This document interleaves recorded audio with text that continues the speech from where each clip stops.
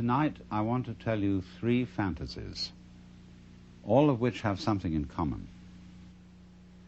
The first fantasy is about reproduction. We use the word reproduction in two principal ways. When we talk about the biological reproduction of the species, and when we talk about making a good reproduction of something in terms of a painting, a photograph, or a recording, or a videotape. And what is all this about reproduction in that direction? Hundreds of years ago, kings of Europe who wanted to form feudal alliances by marrying the princesses of far-off states would have painters send portraits of the lady in question to see if His Majesty approved of her before he got her.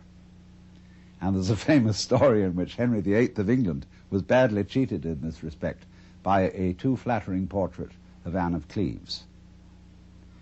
And therefore there grew up a kind of morale among artists in the European tradition to make faithful reproductions of people.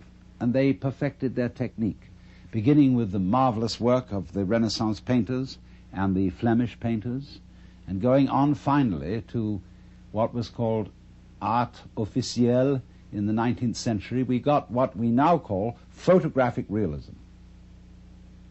But then they said, isn't there some more scientific way of doing this? And so they discovered the camera. And first of all, there were, remember those brownish daguerreotypes? And people said, well, that is pretty. It really looks like Grandpa, doesn't it?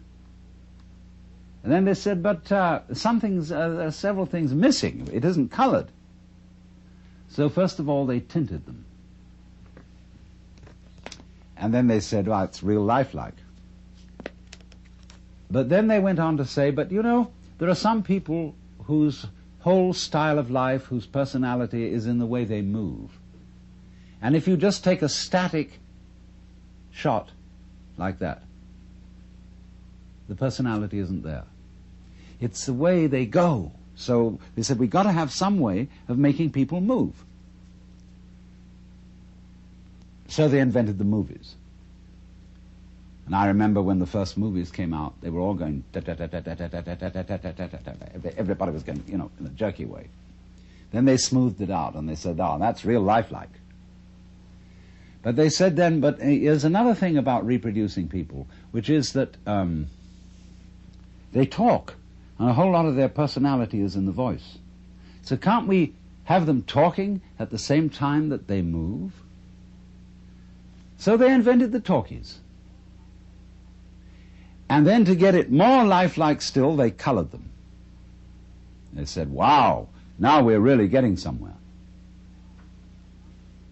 Then, to make it even more real, they put it in 3D.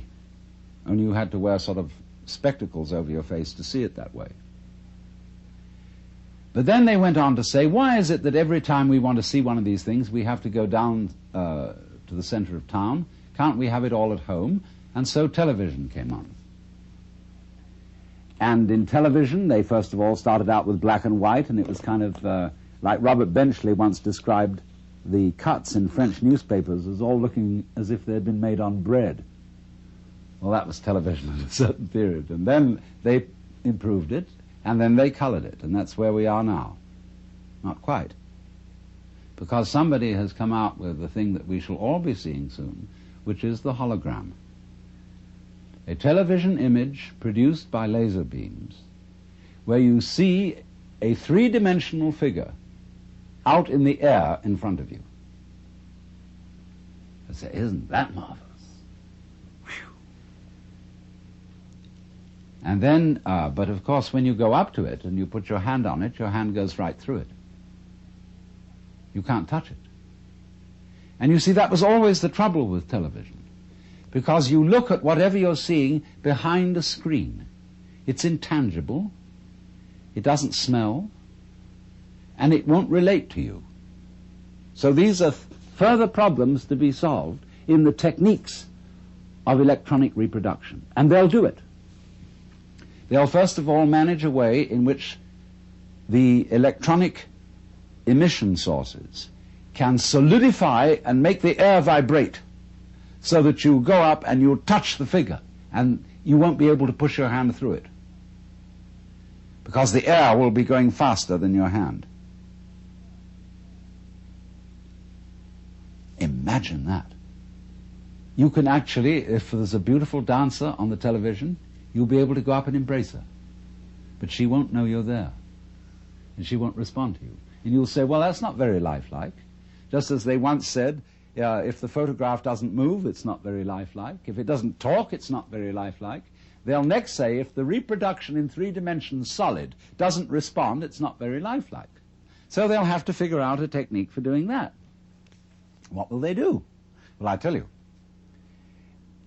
Sitting in your home, where you're watching the scene on a kind of stage now, not on a screen, there'll be a TV camera observing you. And that TV camera will report back everything you do into a computer.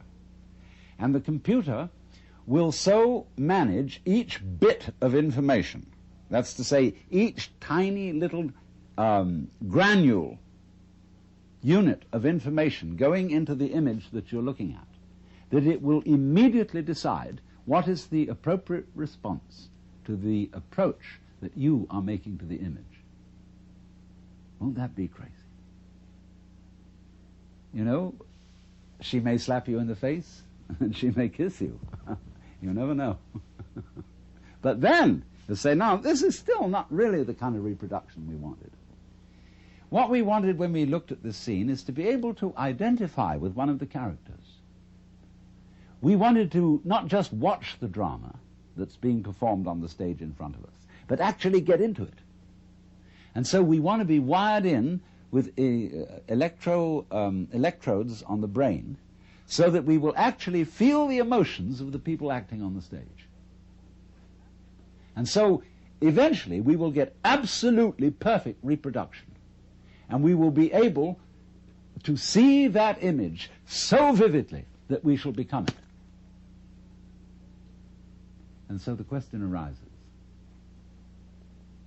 could that be where we are already? Are we a reproduction which over the centuries of evolution has worked out to be a replica of something else that was going on, and we are where we always were? Now the next fantasy concerns the idea that every living being thinks it's human. And that means a plant, a worm, a virus, a bacterium, a fruit fly, a hippopotamus, a giraffe, a rabbit. That all these beings, wherever they feel out from, as we feel out from our bodies, feel that they're in the middle. That is to say, wherever you look, you turn your head around, and you feel you're in the middle of the world. You feel you're the center. And a rabbit or a fruit fly feels that it is a center. And it has around it a company of associates who look like it. And therefore, this creature knows that these are the right people, just as we know when we look at human beings. They're the right people. They are one of us. Only, of course, we have to make distinctions because you never really know that you are you and that you are really in the right place unless you can contrast yourself with some other people who are, after all, not quite in the right place, and some other people who are very much in the wrong place. And then, through having this succession of comparisons, you know that you're okay. Well, the insect has exactly the same arrangement. Well, you say, well, insects and things like fishes, they don't have any culture? What do you mean, fishes being civilized and being entitled to consider themselves as humans? Well, let me put the argument from the fish's point of view. Fishes say, human beings are a mess. Look what they do.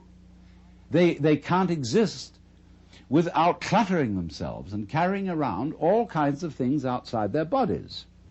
They have to have houses and automobiles and books,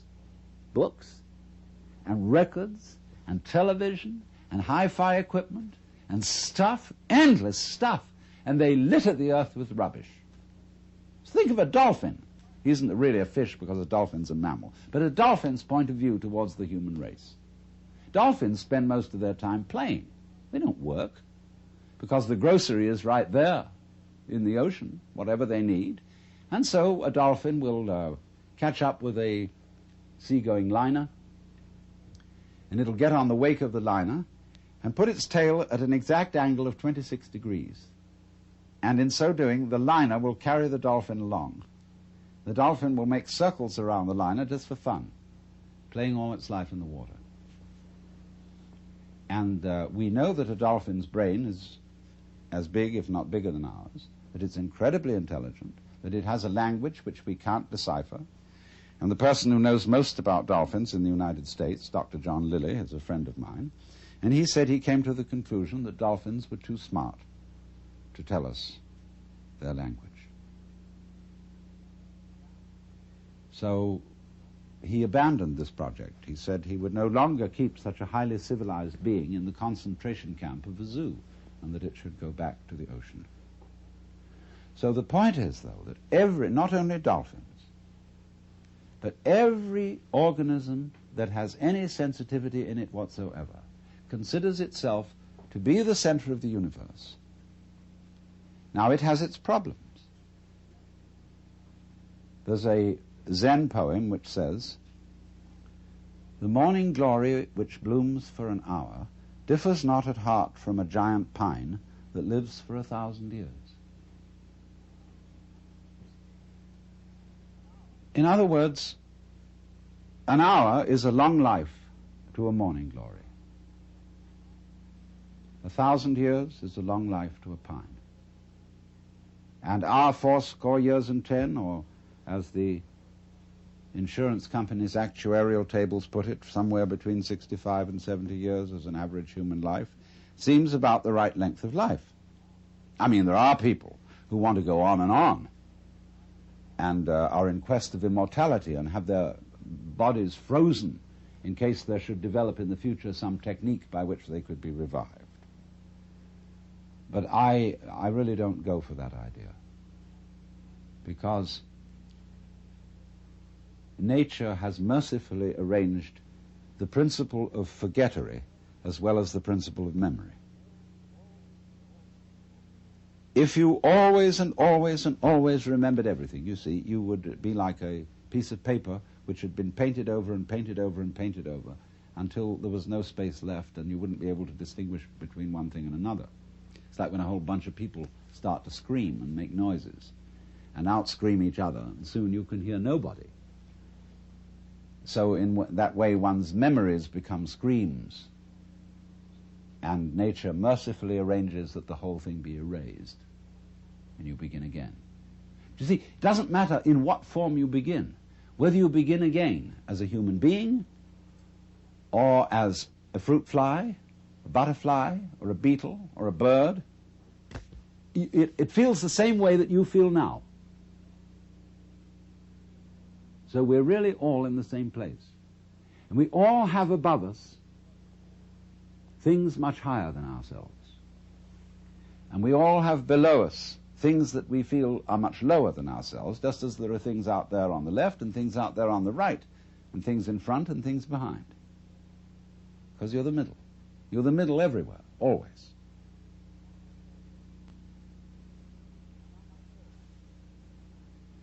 Now my third fantasy. Nobody has, it seems to me, really seriously asked the question, how do stars begin? Why? How out of space do these enormous radioactive centers arise? Well, I'm going to solve this problem on the principle of the egg and the hen, because it is said a chicken is one egg's way of becoming other eggs. And if you've understood my second fantasy, you will see how that could be true. Now let's suppose then that a planet is one star's way of becoming another star. You know, stars, when they explode, they send a lot of goo out into space. And some of this goo solidifies into balls which get in orbit and spin round the star. And in one chance in 1,000 maybe, one of those balls will become like the planet Earth, and slowly upon it will arise what some people might call a disease called the bacteria of intelligent life. And they have a notion, these things that we call alive, that they ought to go on. And, you know, they have a fixed idea in their heads that they should keep on doing whatever it is they're doing, and they should always be doing it better. So they divide themselves into different species, and these species compete with each other in order to, as it were, flex their muscles and get better and better at whatever it is they are. And they go on doing this until one species really establishes itself as top species in the particular area on the particular planet. As we, human beings, Homo sapiens, have established ourselves as top species on Earth, whatever top means. Well then, when we have a little leisure and don't have to spend all our time finding food to put into our mouths, we start asking questions. And we look around at each other and everything and say, what is this? I mean, what's going on here? Well, some people say, that's a stupid question to ask. Why don't you just go on doing your work? Go hunting, go farming, go doing your business. They say, no, there are higher things. And so they create a special class of people who are in India called Brahmins, among us, philosophers, scientists, theologians, thinkers. And they go into this question, and they're allowed to stop farming, to stop hunting, to stop mining, to stop scrubbing floors, and to go to very special places called universities, where they can sit around and think about what is going on. Well, they think about this. First of all, they do what they call philosophy, which is they try to say what it means, what does the word be? What does the word exist mean? What do we mean when we say we're here? Well, they find they can't discuss that very far, because the word stops meaning anything. It sort of becomes a noise. They say, no, we're not really getting to the point. What we've got to do is, instead of thinking all the time and just theorizing and talking words about what's going on, we've got to investigate it experimentally. We've somehow got to look into this stuff that we call reality, a material world, and find out what it is. So they start chopping it up. See? They go into flowers and they chop up the seeds and they look into the middle of the seeds. They find something there and then they have to get a magnifying glass and look in on that and get smaller and smaller and smaller. And they reason they must eventually come to some particle called an atom. In Greek, atom means atomos, non-cuttable, what you can't split any further. So they come down to the atomos, that than which there is no whicher, they thought. But then they found they could split that atom. They could find the electron, the positron, the meson, etc., etc., etc., forever.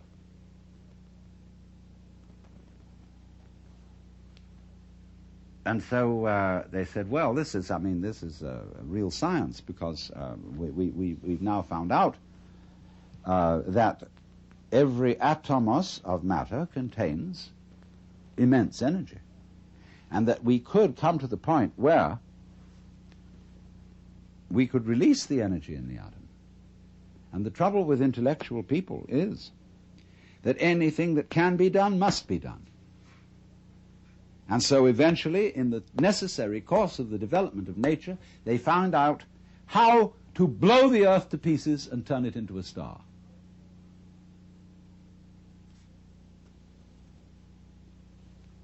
So that may be, you see, how stars originate.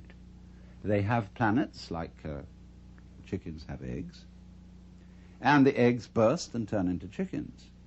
And planets burst through the agency of intelligent life and turn into stars, which throw out other mud balls, which some of which stand a reasonable chance, about as reasonable a chance as, say, any male spermatozoon stands when it enters the female womb of becoming a baby. 1 in a million. And those spermatozoa are in exactly the same position as the planets and the stars. Now, I tell you, this is a fantasy. But you may ask me, isn't it a rather unpleasant fantasy? Aren't things going the wrong way, the wrong direction? In other words, if the whole point of life, I mean, this tender biological substance with all its tubes and filaments and nerves, which is so very sensitive, if all this is to end up in fire, into an absolute blaze of light, don't we say, oh, what a shame? Is that the way it ends?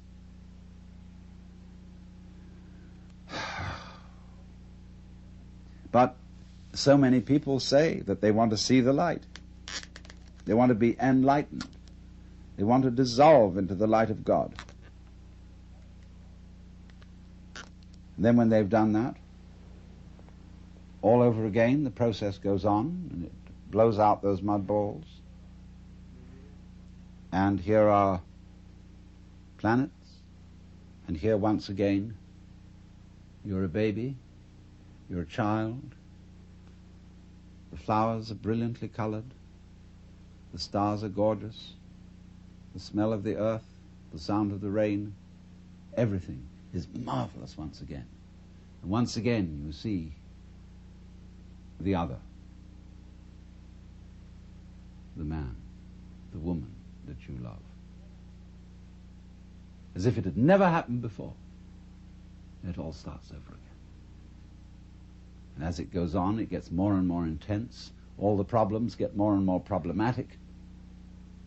And you find you're wrestling with something you can't control. You've got to control it, but you absolutely can't control it, like all the problems of the world at the present time. The whole scene is completely out of hand. And we feel we're going to our doom, because we're going once again towards the birth of a star, which is the most creative thing there is. Now, if you think about this for a while, you see, I put forward 3 fantasies, all of which have a cyclic quality. We reproduce, not only biologically, but we reproduce artistically, technically. Just for a moment, I want to put in an aside about biological reproduction. See, when I think back to my grandfather, whom I knew fairly well, he was, when I was a little boy, he was something extraordinarily impressive. He looked like King Edward VII. He was a very, very elegant man, with a little goatee beard. He didn't have sideburns like this, and he had shorter hair, but he was a very elegant fellow, dressed beautifully. And I thought, you know, he was the very image of God. And now here I am, the same age as he was when I first knew him. And I have 5 grandchildren. And I'm sort of no longer impressed by grandfathers. I know, here I am. I'm one of them too. And this is the same idea, you see, of the round. That we are almost perpetually in the same place, as the French proverb says, plus ça change, plus c'est la même chose. The more it changes, the more it's the same thing. Well, that means then, you see, that existence, the feeling of being, is a sort of spectrum. Just as light is at one end red and at the other end violet. And you have to have these extremes in order to have color at all, in order to know light. So you see, likewise, we have to have the experience that there is somebody else, something else going on altogether out of our control, in order to have the experience of being me.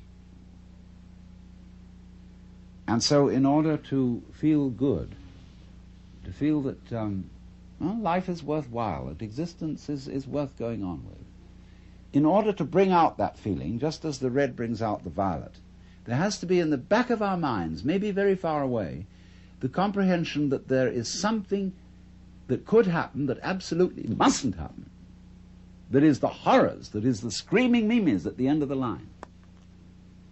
We have to know that's there. And every so often, that has to happen.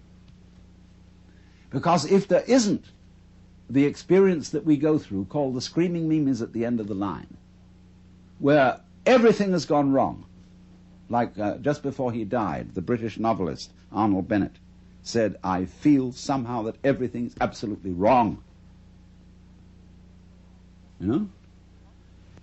So the possibility, even the imagination that there could be such an experience in the back of our heads, is the background which gives intensity to the sense that we call feeling good, feeling that it's all right.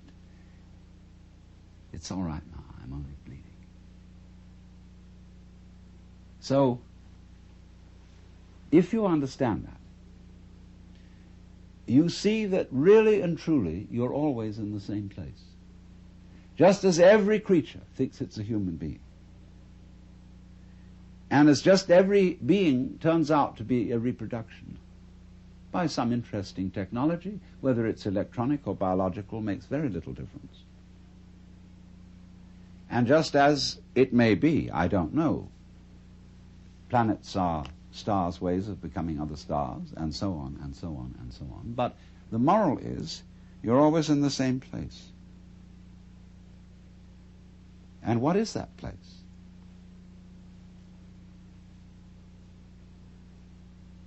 You can ask yourself very, very, I won't say seriously, because this isn't really serious, it's sincere. Ask yourself very sincerely, if that is so, if, in other words, the place in which you are now is the place where everything and everybody else really is, only there's an arrangement to pretend that you ought to be somewhere else. So the place where you are is the place where you're always pretending you ought to be somewhere else.